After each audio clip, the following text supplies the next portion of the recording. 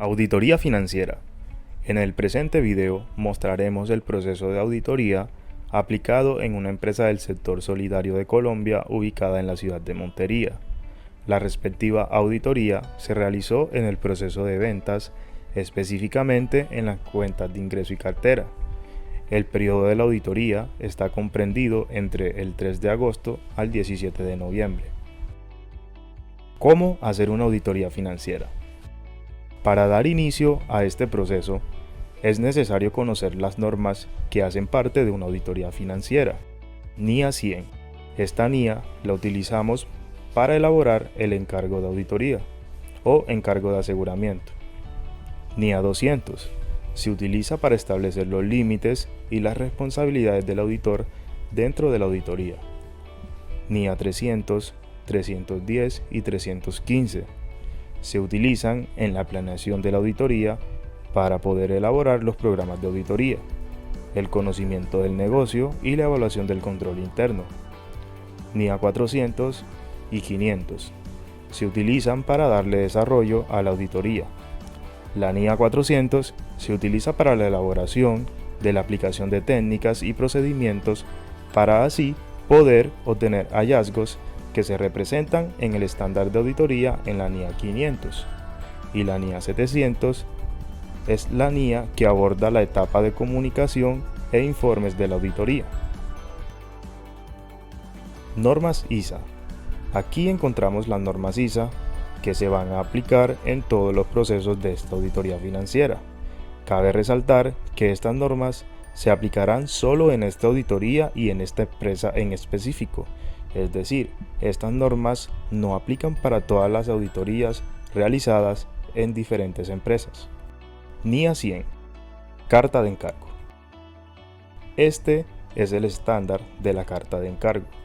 La NIA 100 comprende el encargo de aseguramiento, el cual se elabora con estos pasos: familiarización, informe preliminar, plan global de auditoría, revisión analítica, emisión de informe, responsabilidades y limitaciones de auditoría, responsabilidades y manifestaciones de los administradores, colaboración de la empresa, equipo de trabajo, honorarios y facturación.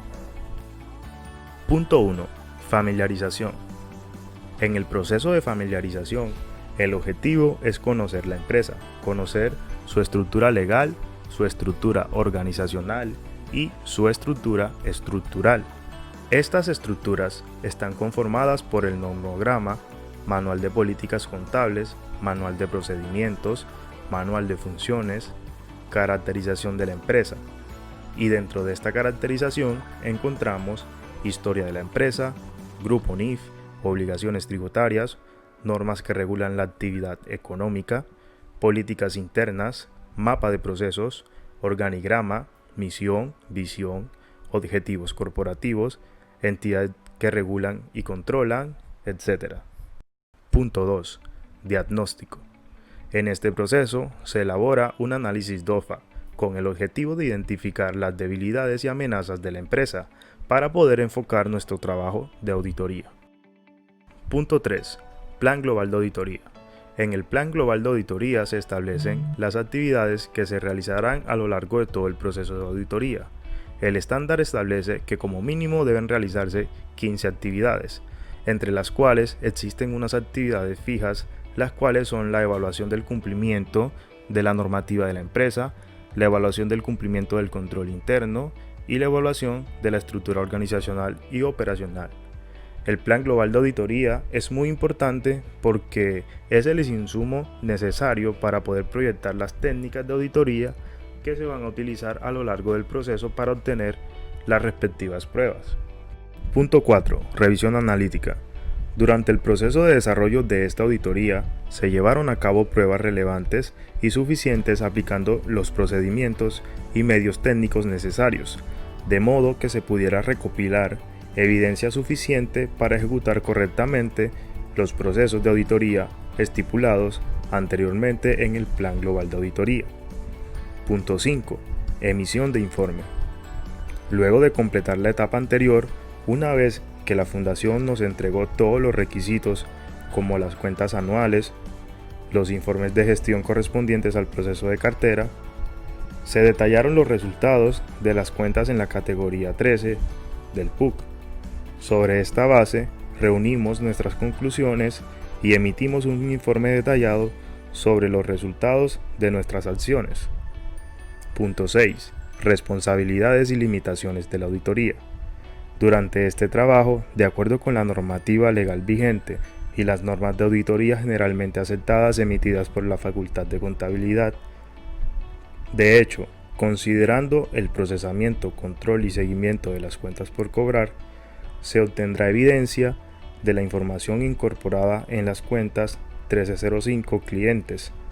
Con base a esta revisión, la estructura de control interno de la entidad será evaluada y analizada con el fin de lograr una seguridad razonable para la 1305 cuenta de clientes y verificar que la cuenta no tenga errores o violaciones importantes. Punto 7. Responsabilidad y manifestaciones de los administradores. En esta etapa se recomienda que el administrador proporcione todo lo necesario para realizar la auditoría, como manuales de funciones y políticas contables. Punto 8. Colaboración de la empresa. La empresa debe tener o proporcionar toda la información requerida por el equipo de auditores. Punto 9. Equipo de trabajo.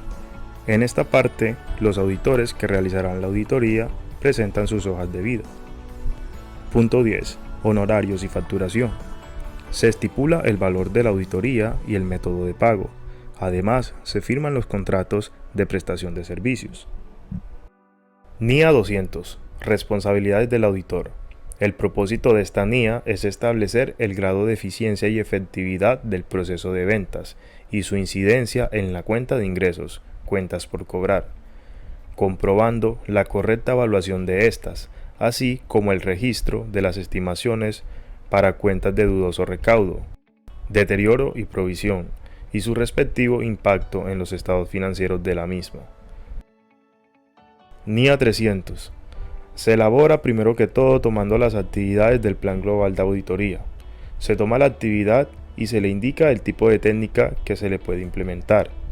Para construir el programa usamos el verbo de la técnica y lo convertimos en el verbo pretérito futuro cuamperfecto imperativo, dándole respuesta a 3 interrogantes, los cuales son: ¿qué queremos hacer? ¿Para qué queremos hacer? ¿Y cómo lo vamos a hacer?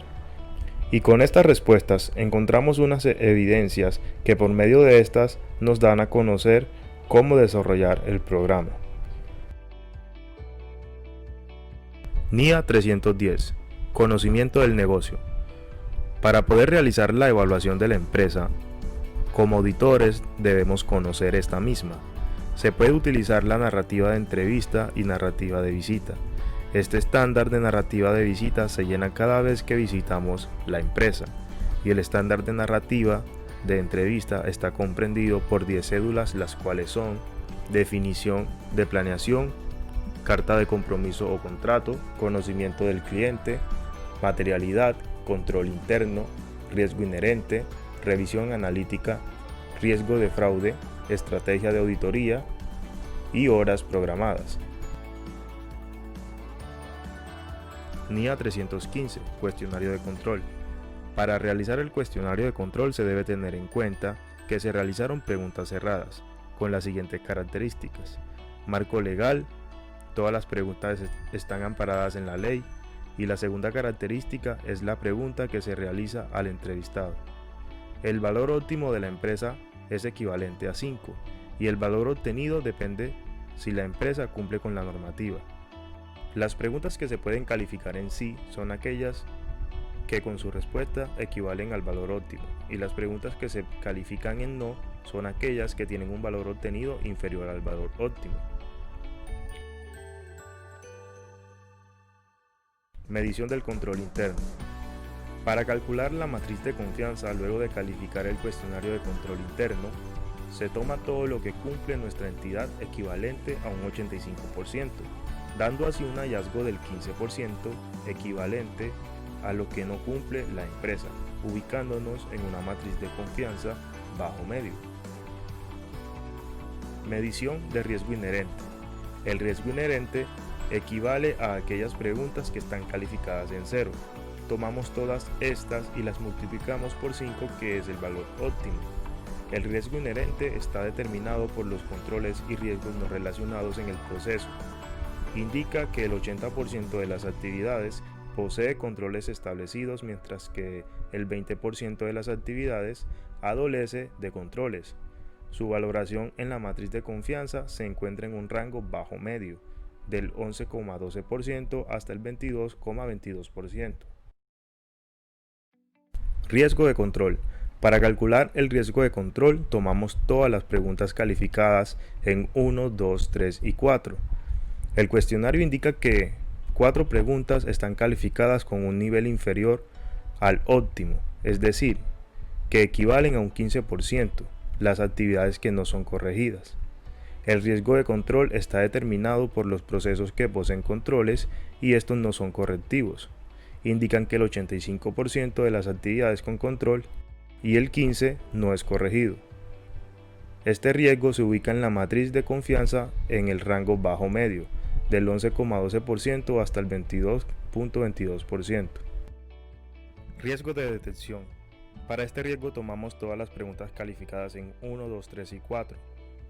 Este está determinado por todas las interacciones que tienen otros procesos en el proceso de ventas, cuenta de ingresos y cartera, por los controles posteriores que ajenos al proceso auditado, los cuales presentan debilidades de insuficiencia en los controles correctivos de un porcentaje de 15%, ubicado en la matriz de confianza bajo-medio, en el intervalo que corresponde al 11,12% hasta el 22,22%.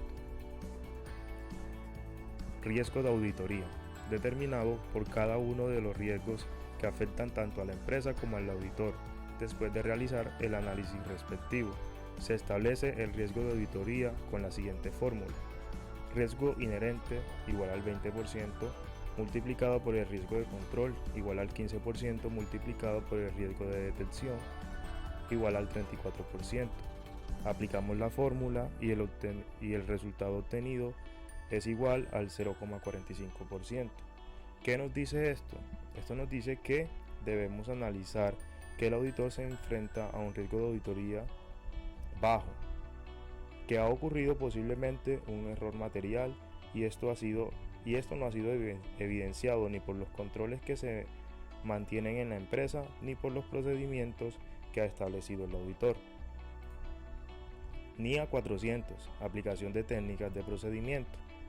Para la elaboración del estándar de procedimiento debemos determinar las muestras. Se toma el programa de auditoría de provisiones, en la cual se realiza una revisión de los riesgos contables de la empresa para confirmar si cumple con los requisitos establecidos en las políticas contables y la normativa contable fiscal. Además, se creó una hoja de cálculo de Excel en la cual se registran las facturas y se evidencia que a esta no se le calculan las provisiones correspondientes. Para calcular el indicador tomamos las provisiones según contabilidad y las dividimos entre las provisiones según auditoría, dando como resultado un 0%. NIA 510, aplicación de procedimientos. Para realizar el estándar de aplicación de procedimientos, en este ubicamos las actividades ya vistas en el plan de aula global. En este estándar de procedimientos resolvemos las preguntas ¿qué y para qué? Este estándar está compuesto por el procedimiento, la aplicación de la técnica, el indicador y los hallazgos. NIA 520, aplicación de hallazgos. Este formato se encuentra seccionado. La primera sección es la condición, la cual nos habla de las normas que regulan el proceso, seguido del criterio y luego la causa, la cual determina el por qué la empresa no opta a estándares. Luego el efecto, que determina las consecuencias de no cumplir el estándar anterior. Y por último la conclusión, que se propone una solución a los procesos descritos anteriormente. Por último, recomendamos a la empresa que revisen sus políticas contables y basen todo en la ley.